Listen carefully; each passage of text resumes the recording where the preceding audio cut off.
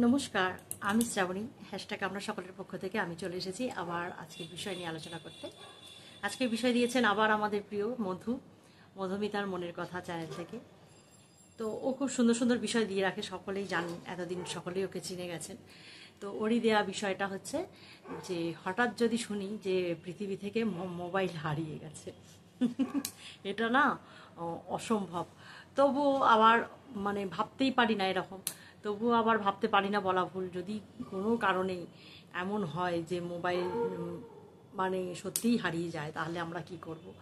তো বিষয়টা সত্যিই ভাবা যায় না, এটা অসম্ভব ব্যাপার। কিন্তু তবু আমরা কি কখনো ভাবতে পেরেছিলাম যে করোনার মতন কোনো রোগ এসে আমাদের এমন একটা অবস্থা করবে যে আমরা সবাই বাইরে ঘুরতে পারবে কিন্তু মানুষই গৃহবন্দী হয়ে যাবে, এরকম কি আমরা ভাবতে পেরেছিলাম? তো অসম্ভব বললেও আবারও বলবো যে কিছুই অসম্ভব না, সব কিছুই সম্ভব, এটাই হচ্ছে ব্যাপার। তো যদি হয়, সত্যি কথা বলতে কি, তাহলে আমি বলবো প্রচুর ক্ষতি হবে, প্রচুর ক্ষতি হবে। কারণ যখন আমাদের জীবনে ছিল না, তখন আমরা সেটাকে মানিয়ে নিয়েই চলেছি। যেমন আস্তে আস্তে একদম যখন এরকমও তো ছিল যে ঘর বাড়ি ছিল না, মানুষ কত কষ্ট করে গুহায় গাছের ডালে কোনো রকমে থাকতো আর কি, কত কষ্ট করতো। তখন কি ছিল, পশুর সমান জীবনযাত্রা ছিল। সেই রকমই যেমন যত দিন গেছে উন্নত হয়েছে জীবনযাত্রা, সেরকম মানুষও না সেইটাকেই মানে ভেবে নিচ্ছি এটাই আমাদের জীবনযাত্রা। তো হঠাৎ করে একটা ভালো কিছু পরিষেবা পাওয়ার পর হঠাৎ করে যদি সেখান থেকে আবার সেই পরিষেবাটা বন্ধ হয়ে যায়, তখন তো আবার সেটা একটা কেমন ব্যাপার হবে, তাই না? যদি মোবাইল, যেমন একটা কথা বলি, আগে ল্যান্ডফোন ছিল ঠিক কথা, কিন্তু ল্যান্ডফোন একমাত্র বাড়িতেই বাড়িতেই থাকতো। হ্যাঁ, আর বাইরে তো নিয়ে ঘোরা যেত না। না, মোবাইল হওয়ার পরেই এটা সম্ভব হয়েছে। যে এই যেমন আমরা যে বেড়াতে গিয়ে আটকে পড়েছিলাম, আমি তো সবসময় নিজের উদাহরণটাই দেব।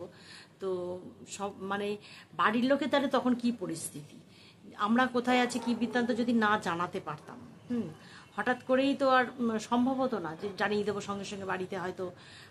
এবার প্রত্যেকের বাড়িতে তখন ওই ল্যান্ডফোন ছিলও না যে প্রত্যেক ঘরে ঘরে। এখন যেমন যে কোনো পরিস্থিতিতে সকলের হাতে একটা ছোট মোবাইল আছেই আছেই, সেই রকম তখন কিন্তু এটা সম্ভব ছিল না যে প্রত্যেক ঘরে ঘরে ল্যান্ডলাইন আছে, তাই না? এটা সম্ভব ছিল না তখন। আর আমরা এই যে যেটা বলতে যাচ্ছি, যে রাস্তাঘাটে নিয়েও যদি রাস্তায় কেউ কখনো বিপদে পড়ে কত সহজে জানানো হয়ে যায়, বা এই যে এত দুর্ঘটনা হচ্ছে, কত কিছু, সমস্ত কিছু তো খবর হচ্ছে এই মোবাইলের মাধ্যমে। ট্রেন বলুন, যাই বলুন, সব জায়গায় তো আর আপনি সঙ্গে সঙ্গে কথা বলতে পারবেন, তার জন্য তার আপনি পকেটে করে ল্যান্ডফোন নিয়ে ঘুরতে পারবেন না। কাজেই মোবাইল হারিয়ে যাওয়া না, এটাকে এখন ভাবাই যায় না, সত্যি কথা বলতে। ওই যে বললাম, সম্ভব নয়, আবার অসম্ভব কিছু যে হবে এরম তো আমরা বলতে পারি না যে কিছুই, সব কিছুই সম্ভব এরম হচ্ছে। যেমন কর্তা যেমন সৃষ্টিও করতে পারে, ধ্বংসও করতে পারে, তেমনই এরকম ভেবে নেওয়া দরকার যে যেমন সৃষ্টি হয়েছে আবার ধ্বংসও হতে পারে কখনো, এরম একটা। তো মোবাইল না থাকলে সত্যি এটাই এক কথায় উত্তর যদি দিতে চাই, তো এটাই বলবো যে প্রচুর মানুষের ক্ষতি হয়ে যাবে। এখন তো মানে প্রচুর মানুষ চ্যানেল খুলেছে। বিশেষ করে আমি যদি আমার কথা বলি, আমি প্রচণ্ড দুঃখ পাবো আমার এই চ্যানেলটার জন্য। এরকম আমার মতোই তো সবাই।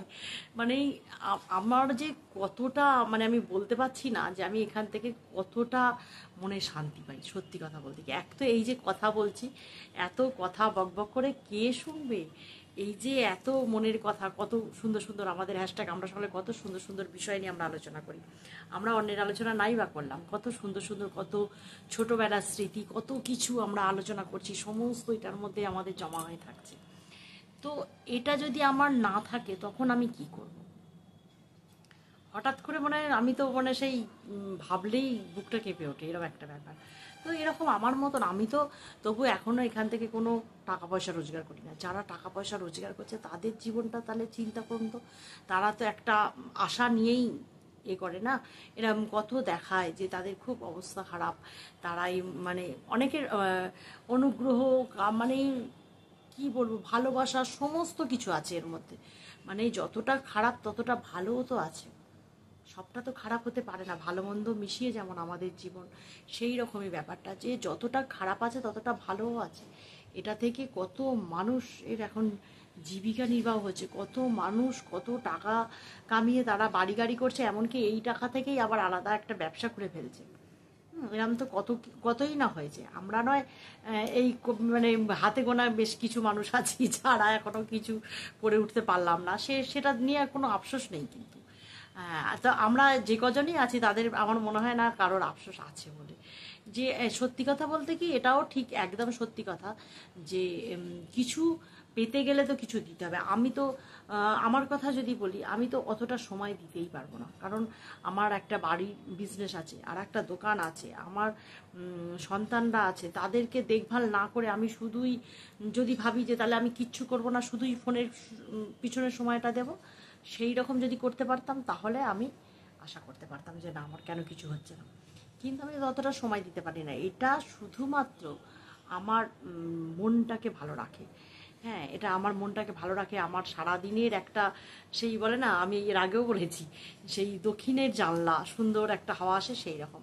মানে আমি যখনই সময় পাই তখনই আমি ফোনটা নিয়ে দেখি কে কী করছে, কে কী লিখেছে, কে কী কমেন্ট করেছে, এইগুলো যখন দেখি, বা কী বিষয় দেওয়া হয়েছে এই বিষয়টা নিয়ে, এটা নিয়ে না আমার ওই মানে যে ফাঁকটুকু যেটুকু থাকে সেটুকু আর থাকে না, এই ফাঁকটুকু আর পাই না। সবার মানে ভিডিও দেখতে দেখতে এক একদিন দেখবে আমি কত রাত্রির করে সকলকে কমেন্ট করি। হ্যাঁ, কিন্তু আমার কিছু করার নেই, ওইটাই আমার সময়। আমি রাত্রিবেলা 11:30টার পরে ছাদে উঠি হাঁটতে, ডাক্তার হাঁটতে বলেছে আমাকে।